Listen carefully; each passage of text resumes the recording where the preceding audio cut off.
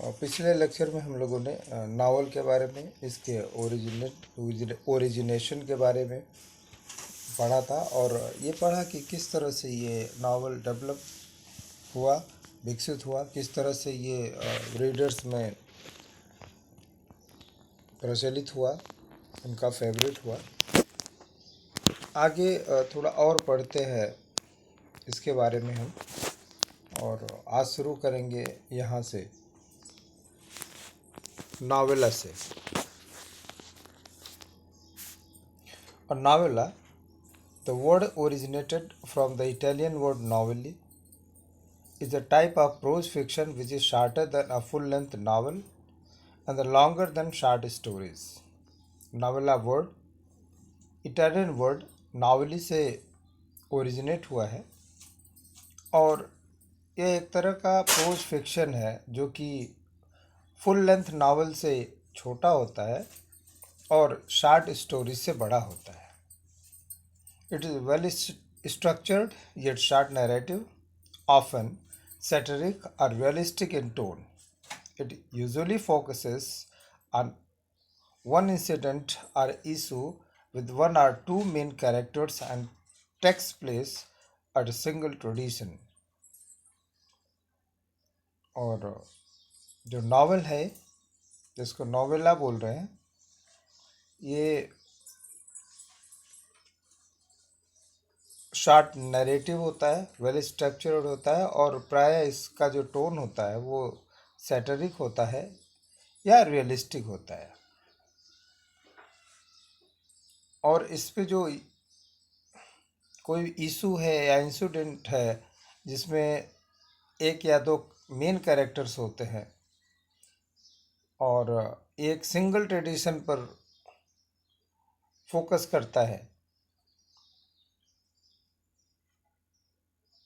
Some of the famous novellas in English are, अब कुछ जो इंग्लिश के फेमस नॉवेलास हैं वो हैं the heart of darkness by Joseph कॉर्नार्ड,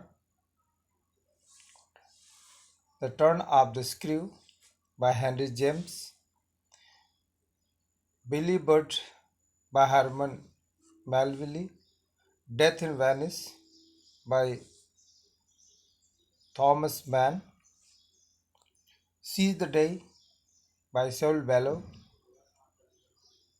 Perl by John Steinbeck. और अब आगे है जो नावल के एलिमेंट्स हैं, और ये एलिमेंट्स 6 एलिमेंट्स है। The first one is theme and the second one is plot, third one is character, fourth one is setting, fifth one is conflict and last one is language और style. One by one पढ़ते हैं। Theme पहले start करते हैं। Theme is the central idea of the novel which can be expressed in a nutshell. Nutshell means सारांश। It is a philosophical statement or a truth which the writer has put forth through the narration of the series of events in the story and characters acting in the particular setting. Theme जो होता है वो novel का central idea होता है जो कि short में ही नरेट किया जाता है, और ये एक फिलोसॉफिकल स्टेटमेंट होता है या ट्रुथ है जिसको कि राइटर स्टोरी में नरेट करता है, इवेंट्स में प्रेजेंट करता है, जो कि कैरेक्टर प्ले करता है। Plot is essentially the story और the course of event that make up the theme. Plot जो है वो वास्तव वो स्टोरी है या इवेंट्स के कोर्सेज हैं जो कि थीम को मेकअप करते हैं। It is created by the conflict इधर internal inside the mind of the character or external with the other characters or entries. Plot may be simple, one plot, or complex, consisting the interweaving of many plots. ये plot क्या है? Plot है वो story है या events of the courses है, ये जो कि जो कैरेक्टर्स है उनके इनसाइड माइंड में या तो प्लॉट एक जो क्रिएट किया जाता है या तो फिर एक्सटर्नली इसको दिखाया जाता है, यानी दो या दो से अधिक कैरेक्टर्स के बीच इसको दिखाया जाता है। प्लॉट सिंपल भी हो सकता है या फिर ये कॉम्प्लेक्स भी हो सकता है। Character Characterization is related to the plot as the course of events take place because of the certain behavior of the characters. जो कैरेक्टराइजेशन है नॉवेल्स का, वो प्लॉट से रिलेटेड होता है। जैसे जैसे जो इवेंट आते जाते हैं,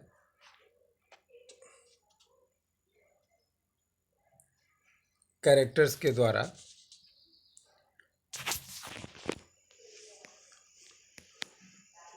जैसे जैसे और इवेंट आते हैं उस तरह से वो जैसा इवेंट समझ में आता है राइटर को, वैसे जो है कैरेक्टर्स वो बनाते जाता है।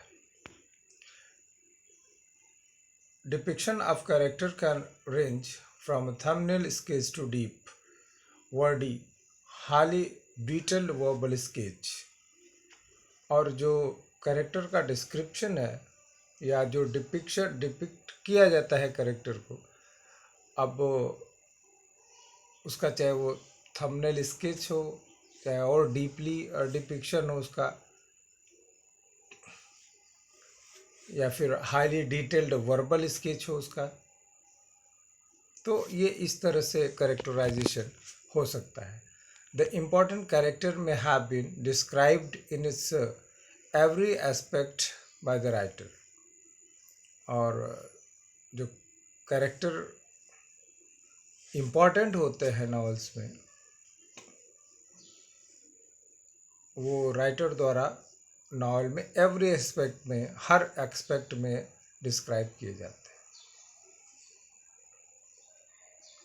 या किए जा सकते हैं। The minor characters are not given much importance. और जो छोटे कैरेक्टर्स होते हैं उनको बहुत इम्पोर्टेंस नहीं दिया जाता, वो सिर्फ प्लॉट को आगे ले जाने के लिए, एक दूसरे से कनेक्ट करने के लिए सब्जेक्ट मैटर्स को, स्टोरीज को क्रिएट किए जाते हैं। The reader follows the actions of one main character throughout the novel. This character is refer to as the protagonist. Protagonist का मतलब होता है main character. Is in conflict with the character or an entity or force, चाहे वो internal हो या external, which is known as antagonist. और पूरे नावल में जो रीडर होता है वो किसी मेन कैरेक्टर के पूरे एक्शंस को फॉलो करता है, और इस जो मेन कैरेक्टर, उसको प्रोटेगोनिस्ट बोलते हैं, यानी मेन कैरेक्टर बोलते हैं। अब इसके साथ किसी और कैरेक्टर के कॉन्फ्लिक्ट्स हो सकते हैं या कोई फोर्स हो सकता है, चाहे इंटरनल चाहे एक्सटर्नल, और उसी को हम जो है एंटागोनिस्ट बोलते हैं। नेक्स्ट जो टॉपिक आता है वो है सेटिंग। सेटिंग जो है वो बैकग्राउंड है जिसमें कि स्टोरी घटित होती है, हैपेंस होती है। There are several aspects of the setting. It includes place, period, time, climate और weather in and lifestyle. Plot and character are the two major elements that are affected due to setting. अब setting के बहुत सारे aspect हो सकते हैं, इनमें place, period, time, climate, weather, lifestyle, ये सब आते हैं। और प्लॉट और जो कैरेक्टर है, ये दो मेजर एलिमेंट है जो कि सेटिंग के वजह से अफेक्टेड होते हैं। Conflict. The struggle between the opposite forces in the story is called conflict. Conflict in the story provides interest and curiosity about the plot. जो अपोजिट फोर्सेस होते हैं उसमें नॉवल में बहुत सारे कैरेक्टर्स होते हैं, तो उनके जो अलग अलग कैरेक्टराइजेशन होते हैं जिनमें अपोजिट थाट्स हो जाते हैं, अपोजिट बिहेवियर हो जाते हैं, तो उनका जो टसल होता है वो उसको कॉन्फ्लिक्ट बोलते हैं। और ये कॉन्फ्लिक्ट ही है जो कि स्टोरी को और इंटरेस्टिंग बना देता है, थोड़ा क्यूरियोसिटी ला देता है। Language or style. The language and the techniques used by the author for the narration of the course of events is known as the style. Author जो अपने नावल में लैंग्वेज और टेक्निक्स यूज़ करता है विभिन्न बहुत सारी चीज़ों को नरेट करने के लिए थ्रू कैरेक्टर्स, उसी को हम स्टाइल कहते हैं। An author can use extensive vocabulary and high phrases, or he may be laconic and write only to the point, or he may mix both according to the requirement for meeting his purpose. और novel लिखने का जो purpose होता है या जो भी का मैसेज कन्वे करना चाहता है राइटर, उसके हिसाब से वो स्टोरी में अपनी जो वोकेबुलरी है उसको यूज़ करता है। He may use linguistic devices to make the narrative effective. All these factors decide the texture of the narration and creation and impact on the readers. और जो राइटर है वो अपने नैरेटिव को इफ़ेक्टिव बनाने के लिए लिंग्विस्टिक डिवाइस को यूज़ करता है। और ये सभी जो फैक्टर है जो हमने ऊपर अभी पढ़े वो नरेशन के टेक्सचर को डिसाइड करता है और रीडर्स पर अपना असर डालता है। अब हम लोग देखते हैं टाइप्स ऑफ नावल को। उसमें पहला आता है रियलिस्टिक नावल। तो realistic novel is a fiction that gives the effect of realism. Sometimes this is also called a novel of manner. It can be characterized by its complex characters with mixed motives that are rooted in the social class. The characters in the realistic novel interact with other characters and undergo plausible and everyday experiences. जो realistic novel है वो actual एक ऐसा fiction है जो कि एक जो नावल को एक रियल इफेक्ट देता है, ऐसा लगे कि ये रियल इंसिडेंट पर बेस्ड नावल है। कभी कभी इसको हम नावल ऑफ मैनर भी कहते हैं। अब इसमें जो है कॉम्प्लेक्स कैरेक्टर्स भी होते हैं, मिक्स्ड मोटिव्स के, जो कि सोशल क्लास में डीपली रूटेड होते हैं, जो सोशल क्लास से डीपली लगे होते हैं, जुड़े होते हैं। और इस तरह के रियलिस्टिक नावल्स के जो कैरेक्टर्स होते हैं वो एक दूसरे से इस तरह से इंटरेक्ट करते हैं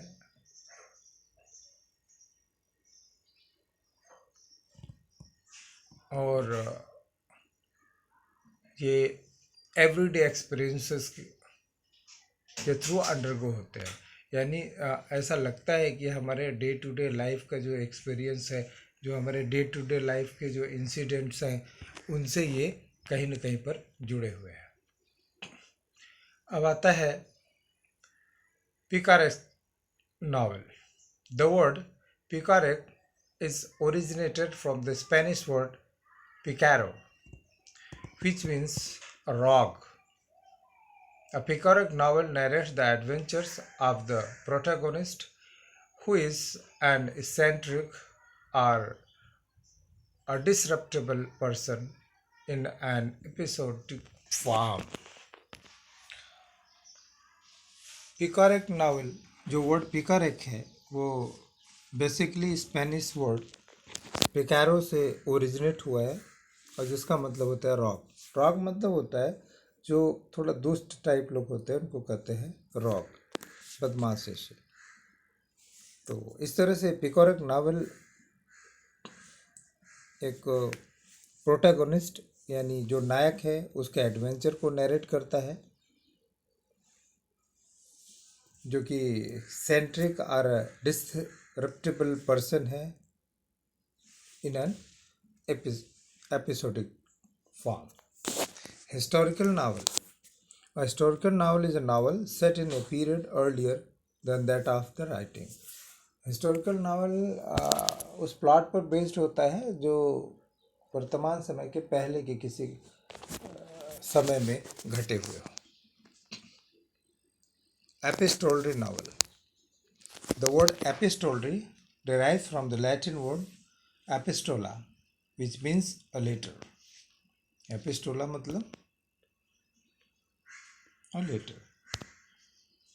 The epistolary novel is that in which the writer presents the narrative through a series of correspondence or other documents. Although letters are the most common basis for epistolary novel, diary entries are also a popular form of this type. Epistolary novel, जो epistolary word है वो Latin word एपिस्टोला से निकला हुआ है और जिसका मतलब होता है लेटर. तो इसका मतलब होता है कि इस नावल में जो कैरेक्टर हैं वो उनके थ्रू, उनकी राइटिंग के थ्रू राइटर जो है इस तरह के नावल्स को प्रोग्रेस करता है. अब वो चाहे लेटर्स हो सकते हैं, डॉक्यूमेंट्स हो सकते हैं, डायरी हो सकती है, etcetera. Gothic novel. The novel that include terror, mystery, horror, thriller, supernatural, doom, death or decay or haunted buildings are called the Gothic novel. Gothic novel से तात्पर्य हो जाता है ना कि थोड़ा डरावना या भूतिया टाइप जो नावल हो, हॉरर नावल हो, मिस्टीरियस नावल हो, उसको हम गोथिक नावल बोलते हैं. अब नेक्स्ट आता है autobiographical novel. The autobiographical novel is a novel based on the life of the author. However, the author changes the place and names of characters or even may change or avoid certain details of his life. It may or may not be in the first person narration. जो autobiographical novel होता है वो author के life पर depend होता है, based होता है. यद्यपि राइटर जहाँ ज़रूरत समझे वो प्लेस का नाम बदल सकता है, कैरेक्टर्स के नाम बदल सकता है, या और भी कुछ अपने जीवन के जो इवेंट्स हैं, जो डिटेल्स हैं उसको वो स्किप कर सकता है, चेंज कर सकता है. ठीक. और ऐसा नावल हो सकता है कि फर्स्ट पर्सन नरेशन में लिखा हो या नहीं भी हो सकता है. हाँ, तो नेक्स्ट अब है allegorical novel. An allegory is a story that bears more than one level of meaning. Allegory वह स्टोरी होती है जिनमें एक से ज़्यादा मीनिंग होता है. The surface meaning of such novel is different from the symbolic meaning of it. तो ऐसे नावल का जो सरफेस मीनिंग और सिंबॉलिक मीनिंग दोनों अलग होता है. The symbolic meaning of an allegory may be political, religious, historical or philosophical. तो एलेगोरी का जो सिंबॉलिक मीनिंग है वो पॉलिटिकल हो सकता है, रिलीजियस हो सकता है, हिस्टोरिकल या फिलोसॉफिकल भी हो सकता है. नेक्स्ट है यूटोपियन और dystopian novel. Utopia is an imaginary community or society possessing the ideal qualities. Utopia वो एक इमेजिनरी कम्युनिटी या सोसाइटी मानी जाती है जिसमें आइडियल क्वालिटीज़ हैं. It is a common literary theme specially in science fiction और स्पेकुलेटिव फिक्शन. अब ये थीम जो है बेसिकली साइंस फिक्शन और स्पेकुलेटिव फिक्शन में यूज़ होता है. Psychological novel. Psychological novel is the work of fiction that treats the internal life of the protagonist or even the other characters as much as the external factors. तो जो psychological novel है वह protagonist यानी जो novel का नायक है उसके internal life को प्रेजेंट करता है और उसके साथ साथ और भी जो कैरेक्टर है उनके एक्सटर्नल लाइफ की अपेक्षा इंटरनल लाइफ को प्रेजेंट करता है। अब नेक्स्ट आता है ये stream of consciousness novel. Consciousness novel की स्ट्रीम क्या है? Stream of consciousness is a phrase coined by William James in his treatise Principles of Psychology. It means the flow of the thoughts. Incidents in the plot are in the sequence of their occurrences. The novelist narrates them as they enter the mind of the character. जो consciousness की stream है उसको बहुत अच्छी तरीके से present किया है विलियम जेम्स ने, जिनका जो एक नावल है प्रिंसिपल्स ऑफ साइकोलॉजी। इसका मतलब है कि थॉट का जो फ्लो है, और इस तरह के नावल में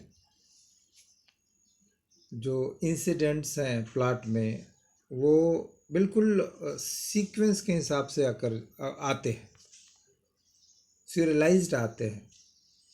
the novelist narrates them as they enter in the mind of the character, है ना। जैसे जैसे वो नरेटर के माइंड में आते हैं उसी सिक्वेंस में वो उनको प्रेजेंट करता है।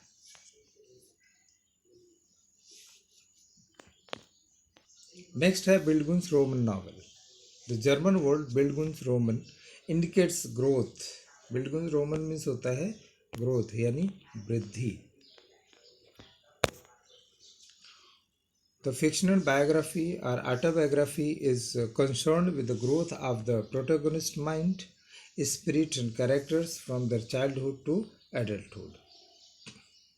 अब ये जो फिक्शनल बायोग्राफी और ऑटोबायोग्राफी है जो कि प्रोटैगोनिस्ट के माइंड के ग्रोथ के से कंसर्न है, रिलेटेड है, स्पिरिट और कैरेक्टर से रिलेटेड है, जो कि उसके चाइल्डहुड से लेकर के एडल्टहुड तक आते हैं।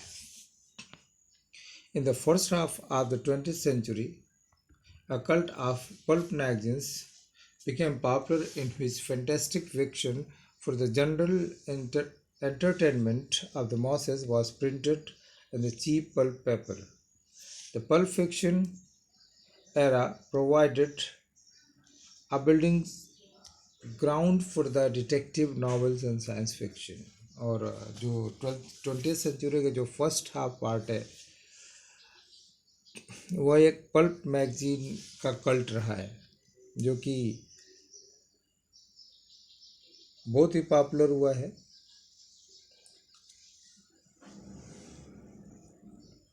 जिसमें कि बहुत ही फैंटेस्टिक जो नॉवेल्स हैं वो चीप सस्ते ही पल्प पेपर पे प्रिंट होते रहे हैं।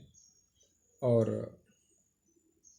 इस पल्प फिक्शन के एरा ने डिटेक्टिव नावल और साइंस फिक्शन के ग्राउंड को तैयार किया है, इसके आधार को तैयार किया है।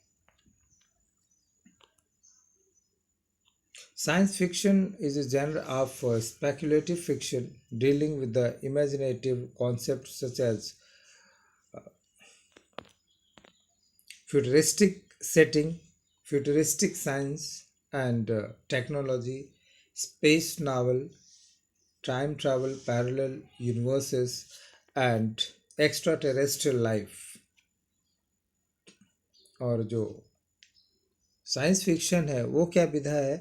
ये एक स्पेकुलेटिव फिक्शन है जिसमें कि इमेजिनेटिव कॉन्सेप्ट से यूज़ होते हैं, जैसे फ्यूचरिस्टिक सेटिंग है, फ्यूचरिस्टिक साइंस है और फ्यूचरिस्टिक टेक्नोलॉजी है, स्पेस ट्रैवल है, टाइम ट्रैवल है और एक्स्ट्रा टेरेस्ट्रियल लाइफ है। यानी आगे जो साइंस में और आगे कुछ क्या होने वाले हैं, कुछ साइंस में टेक्नोलॉजी में क्या चेंज होने वाले हैं, उस तरह का इमेजिनेशन किया जाता है और उसको प्रेजेंट किया जाता है। Science fiction often explores the potential consequences of scientific and other innovations. और अ, जो साइंस फिक्शन है वो जो साइंटिफिक इन्वेंशंस हैं उनके जो पोटेंशियल है उसको एक्सप्लोर करती है। फ्रैंकेनस्टीन by Mary Shelley is considered the first novel based on science and technology. तो साइंस और टेक्नोलॉजी पर बेस्ड जो पहला नावल है वो है यह फ्रैंकेनस्टीन, और जिसको लिखा है मैरी शेली ने। कभी लिखा था 1823। तो ये हमको अच्छी तरह से अपने माइंड में रख लेना है।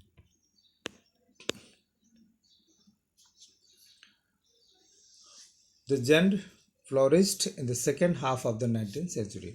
और ये इस तरह की जो नावल लिखने की जो विधा है, जेंडर है, वो 19th सेंचुरी के सेकेंड हाफ पार्ट में विकसित हुई और अधिक विकसित हुई। Detective fiction is a subgenre of crime fiction and mystery fiction in which an investigator or a detective, either professional or amateur, investigates a crime, often a murder। और जो detective fiction है वो क्राइम फिक्शन का सब जनर है, उपविधा है, जिसमें कि ये जो इन्वेस्टिगेटर होता है या डिटेक्टिव होता है, जो प्रोफेशनल है, अमेच्योर है, वो किसी क्राइम या किसी मर्डर को डिटेक्ट करता है, उसका इन्वेस्टिगेशन करता है। तो इस तरह से हमने इस नावल, इस चैप्टर के बारे में, द हिस्ट्री ऑफ नावल के बारे में अच्छी तरह से पढ़ा, उसको समझने का प्रयास किया, और इसको बार बार सुनते रहना है। फिर से मैं एक बार बोल दूं कि जो 4th सेक्शन की राइटिंग स्किल है उसके समरी को अच्छे तरह से सिर्फ पढ़ना है। वर्ड टू वर्ड अगर नहीं भी समझ में आता है तो कोई बात नहीं है। तो इसके बाद इन क्वेश्चंस को सॉल्व करना है और अपने नोटबुक में लिख लेना है। सारे ये जो नोट्स बुक्स है ना, इसमें आप बेसिकली कौन से क्वेश्चन लो, ये क्वेश्चन नंबर 1, फिर क्वेश्चन नंबर 2, 3, ये 3 क्वेश्चन ऐसे सॉल्व करिए। और इसमें अगर 4th में आप देख रहे हैं तो ये नॉवेला और ये स्टाइल ऑफ द नॉवेल, तो ये क्वेश्चन देख लीजिए। और इसके साथ ही ये पूरा लेसन आज फिनिश होता है।